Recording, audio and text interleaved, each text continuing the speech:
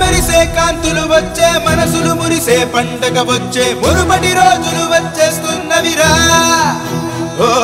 మన బ్రతుకుల్లో వెలుగులు నింపక మన అడుగుల్లో అడుగై కదలక చీకటి చీల్చే సూర్యుడు అడిగోరా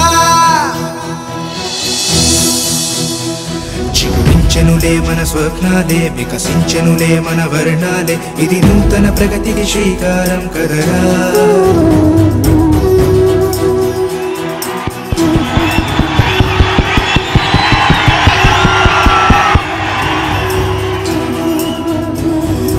ఇక్కడికి వచ్చిన నా కుటుంబ సభ్యులందరికీ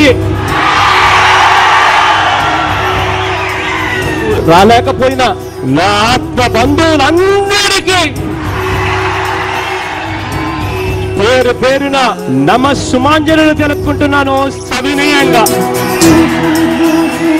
చిరునవ్వులు విరిసే రోజులు రానున్నవి త్వరలో అవిగోరా రాజన్నకి ప్రతిరూపం ఇతడేరా.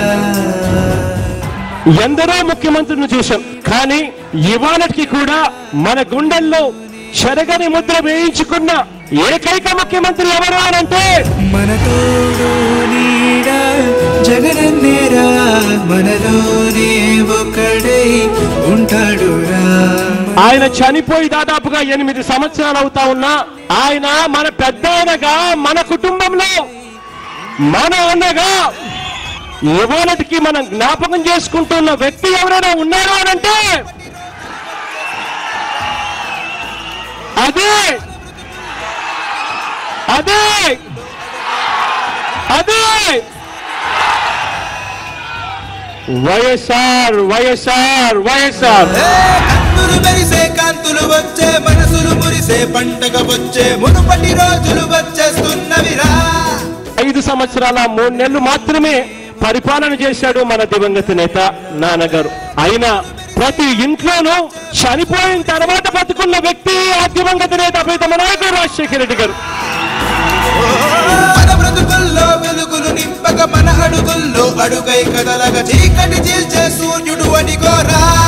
ఇవాళ చంద్రబాబు నాయుడు గారి పాలన ఎప్పుడెప్పుడు పోవాలి అని చెప్పి ఇవాళ ప్రజానికమంతా కూడా కోరుకుంటా ఉన్నారు ఆంధ్ర రాష్ట్ర వ్యాప్తంగా. ఎవరి ఆకాంక్ష అయినా కూడా ఆ రాజన్న రాజ్యం తిరిగి రావాలి అన్నది ప్రతి ఒక్కరి కోరికగా ఇవాళ వినిపిస్తా ఉంది. రాజన్నకి ప్రతిరూపం మన జగనన్నేరా.